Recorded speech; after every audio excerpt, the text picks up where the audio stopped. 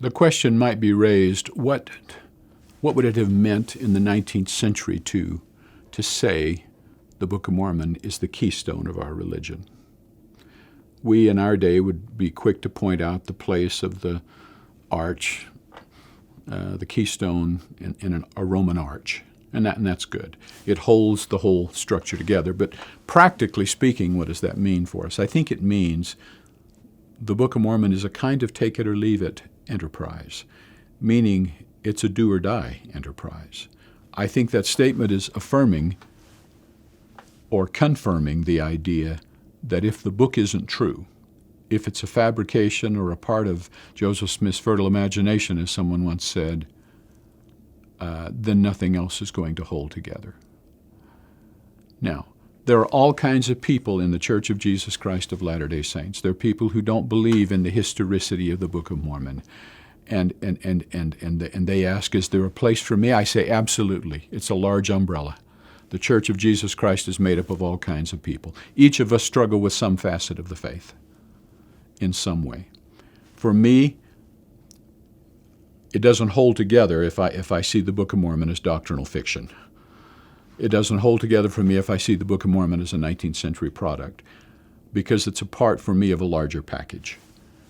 So I once heard Elder Bruce R. McConkie say to a group of young missionaries in the mission home, as it was called then, he quoted that passage about the Book of Mormon as the keystone of our religion. And he said, if the Book of Mormon is true, then Joseph Smith was a prophet. And if Joseph Smith was a prophet, then Peter, James, and John came and restored priesthood. And if Peter, James, and John restored and brought priesthood, then the Church of Jesus Christ of Latter-day Saints is divinely led, and the living church is divinely led today. Now, that seemed like a long string of ideas to me, but I'm naive enough to believe that that's exactly what we're talking about.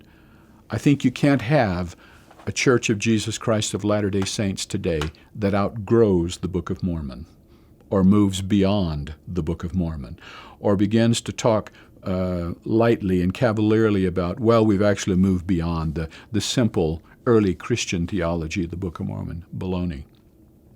If we've moved beyond the Book of Mormon, we moved out of the realm of what the restoration was all about. Because what was the restoration? It was the restoration of pure Christianity. Now,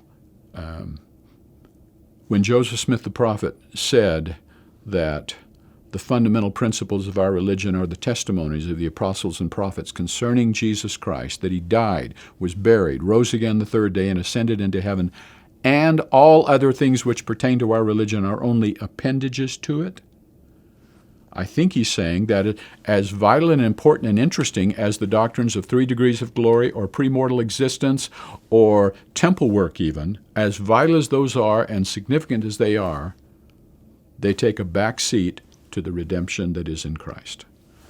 And the one thing the Book of Mormon teaches better than anything in our possession, Old and New Testament, Doctrine and Covenants, Pearl of Great Price, or the Prophet's inspired translation of the Bible, it teaches redemption in Christ. And you don't outgrow that. And so when I hear people saying, well, actually Joseph Smith progressed later by the time of King Follett to a much higher level of theology, I want to say, baloney. Baloney.